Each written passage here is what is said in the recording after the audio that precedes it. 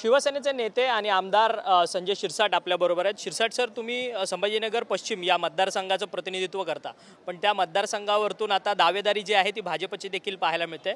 शिरीष बोराळकर जे भाजपचे महानगर प्रमुख आहेत संभाजीनगरचे, त्यांचं म्हणणं आहे की जी संभाजीनगर पश्चिम जी जागा आहे ती आम्ही मागणार आहोत, आमचा दावा आहे त्या जागेवर। असं माध्यमाच्या मागून तुम्ही जाऊन जागा कशाला मागता? माझ्याकडे आम्ही जागा सोडतो, कसल्या मागण्या करता? का वातावरण खराब करतात? मला वाटतं पक्षाची शिस्त त्यांना कळते, एक जबाबदार पदाधिकारी आहेत।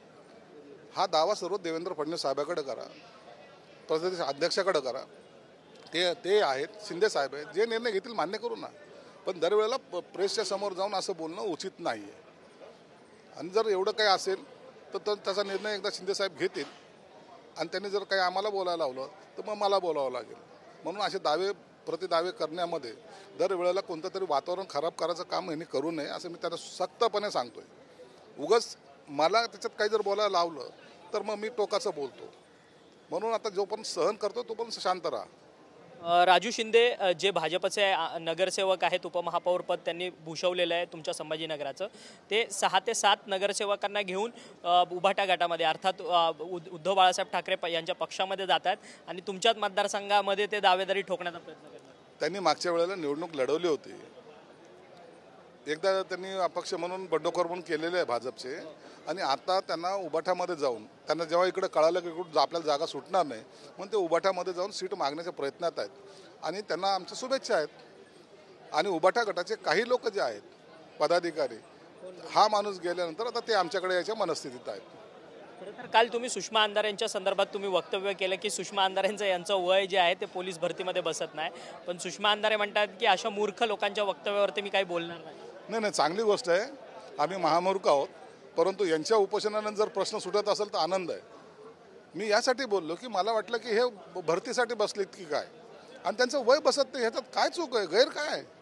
त्यांचं वय झालेलं आहे, त्यांना जर तो मान्य नसेल वय तर ते त्यांचा प्रश्न आहे, परंतु ज्या मुलांना त्यापासून वंचित राहिलेले आहेत त्यांचा काळजी सरकार घेते आणि सरकार त्याच्यावर निर्णय घेणार आहे।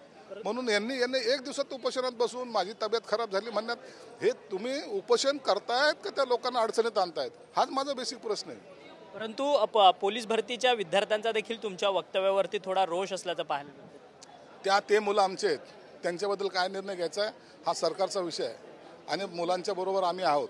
असं कोणी येईल आणि काही करेल तर त्याला निश्चित आमचा विरोध असणार आहे, मग काही जर झालं तर आम्ही त्याचा मागा पाहणार नाही। परंतु तुम्ही जे वक्तव्य केलं आहे त्याच्यावरती सुषमा अंधारेंनी सुद्धा जहरी टीका केली आहे। या अगोदर सुद्धा तुमचं आणि सुषमा अंधारेचं एका प्रकरणावरतून दोघांचा कलगीतुरा जो आहे तो संपूर्ण राज्याने पाहिला आहे। आता तुम्ही म्हणतायत की त्यांचं वय बसत नाही, त्या काय भरतीला बसल्यात का? ते म्हणतात की तुम्ही मूर्ख आहेत म्हणून। ते उपोषणाला बसलेत ना, कशासाठी बसलेत? तिथं काय उभाटाचा बोर्ड आहे का? ते उपोषणाला बसले की आम्हाला वय वाढून द्यावं, मला वाटलं ते भरतीला बसलेत काय, आणि त्यांचं वय बसत नाही ह्याची कल्पना मला असल्यामुळे मी बोललो। काय चूक बोललो त्याच्यात? आता याला जर ती मूर्खपणा म्हणत असेल तर बाबा आता तुमची टीशी लोकांना दाखवा। म्हणून आता अशा महामूर्खांनी सुद्धा आमच्यावर टीका करणं, मला त्याच्याबद्दल काही इंटरेस्ट नाही आहे, परंतु हे नाटकं जे आहेत ना, नाटकं दरवेळेची हसणं, नाटकं करणं, हे लोकांना आता कळालं आहे।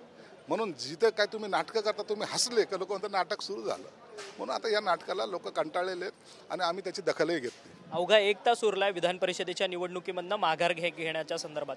कोण माघार घेणार, महायुती की महाविकास आघाडी? तुम्ही तुमचे उमेदवार टॅक्टिक ठेवलेत का? सगळे उमेदवार, आमदार सगळे? आमचे सर्व उमेदवार ॲज इट इज आहेत, कोणी विड्रॉ होणार नाही। तासाभरामध्ये कळेल आता कोण विड्रॉ होतोय। जर नसेल होत तर दुर्दैवाने म्हणावं लागेल की ही जी काय बिनविरोध होणारी निवडणूक असायला पाहिजे होती। घोडे बाजार नको, येणारा या सभागृहामध्ये असलेला आमदार हा ताटमानेने आला पाहिजे। घोडे बाजार करून जर आला तर त्याच्याकडे त्या दृष्टिकोनातून पाहिलं होतं, हे आम्हाला मनाला पटत नाही।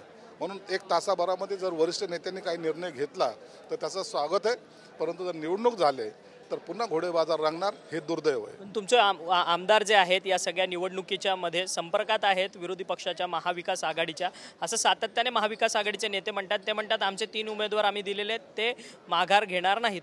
हे निवडणुकीच्या काळात असं बोलावंच लागतं, जनता माझ्या पाठीशी असं बोलावंच लागतं, अशा पद्धतीचं त्यांचं वक्तव्य। म्हणून तर तसं नाही आहे, जेव्हा निवडणूक होईल त्या टायमाला कळेल, दूध का दूध पाणी का पाणी. उद्या मनोमिलन तुमचं संपूर्ण होणार आहे. षण्मुखानंद सभागृहामध्ये मनोमिलनचा संपूर्ण कार्यक्रम आहे. सगळे जिल्हाध्यक्ष, तुमचे नेते मंडळी, तिन्ही महायुतीचे जे घटक पक्ष असतील, मित्र पक्ष असतील, मनोमिलन करण्याची गरज का होते? कारण की तुमच्यामध्ये वाद वितुष्ट आहेत. मनोमिलन वगैरे नाही, तर हे येणाऱ्या विधानसभेचा बिगुल उद्याच्या या मेळाव्यामधून वाजणार आहे. मेळाव्यामध्ये प्रत्येक कार्यकर्ता जे या लोकसभेच्या निवडणुकीमध्ये अहोरात्र ज्यांनी काम केलं आहे ते सगळे एकत्र ठिकाणी येणार आहेत आणि त्याला संदेश द्यायचं काम हे नेते करणार आहेत. म्हणून आता पुढचं लक्ष विधानसभा या अनुषंगानं हे उद्याचा आमचा मेळावा आहे आणि मला वाटतं या मेळाव्याचा म्हणजे प्रचाराचा नारळच हा उद्याच्या मेळाव्याचा सुरुवात आहे. या संपूर्ण मेळाव्याचं स्वरूप कसं असणार आहे? तुम्ही तर म्हटलं की मुख्य नेते जे आहेत या सगळ्या गोष्टीला या मेळाव्याला संबोधित करतील, पण मेळाव्याचं एकंदरीतच स्वरूप कसं असणार आहे? जिल्हाध्यक्ष असणार की त्याच्यामध्ये आमदार उपस्थित असणार की कशा पद्धतीने? कारण की जवळपास 3 पक्षाचे संपूर्ण सदस्य येणार आहेत, तुमच्या मित्रपक्ष घटक पक्षाचे देखील येणार आहेत. या मेळाव्यामध्ये सर्व पदाधिकारी, जिल्हा लेवलचे सर्व पदाधिकारी, शहराचे पदाधिकारी प्लस आमदार असतील, खासदार असतील, हे सर्वजण येणार आहेत आणि विविध संघटनाचे मुख्य पदाधिकारी यांचा ही बैठक मेळावा ज्याला म्हणतो ते ॲक्च्युली बैठक आहे, परंतु त्याला मेळाव्याचं स्वरूप होणार आहे. म्हणून हे येऊन त्यांना त्यांच्या मार्फत आम्ही जे मार्गदर्शन होणार आहे त्यांच्या मार्फत हे खाली सगळीकडं पास ऑन होणार आहे. म्हणून उद्याचा मेळावा आमच्यासाठी महत्त्वाचा आहे. एक शेवटचा प्रश्न, बाहेर आज टीम इंडिया या संपूर्ण विधिमंडळात दाखल होणार आणि त्यांना तुमच्या विधिमंडळाच्या हस्ते सत्कार आणि सन्मान केला जाणार आहे, परंतु जे बॅनर्सवरती फोटो लागलेत त्यावरतून राजकारण रंगताना पाहायला मिळतात. विरोधक म्हणतात की खेळामध्ये पण सातत्याने मुख्यमंत्री उपमुख्यमंत्री राजकारण घेऊन येतात, स्वतःचे फोटो लावतात. काय विरोधकाला काही काम नाही राहिले का? बॅनरवरून कधी काही बोलणं, कधी बसवरून बोलणं.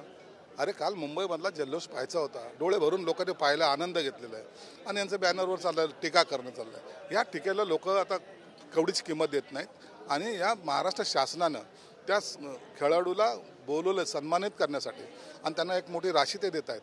हा खऱ्या अर्थानं महाराष्ट्राला मिळालेला सन्मान आहे.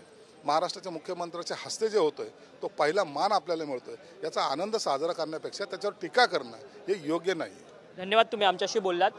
शिरीष बोराळकर जे भाजपचे महानगर प्रमुख आहेत त्यांना मी सक्त ताकीद करतो की त्यांनी माध्यमांच्या समोर येऊन आपली दावेदारी जी आहे ती संभाजीनगर पश्चिम या मतदारसंघावरती ठोकू नये. या सगळ्या संदर्भात तुम्ही तुमच्या पक्षांच्या श्रेष्ठींची विचारा.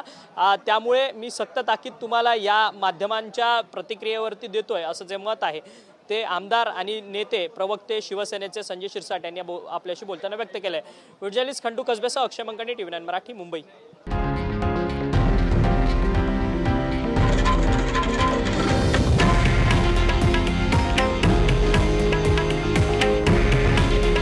हे आहे देशातील नंबर 1 न्यूज नेटवर्क आणि आपण पाहत आहात TV9 मराठी. काळजी तुमची, हित महाराष्ट्राचं.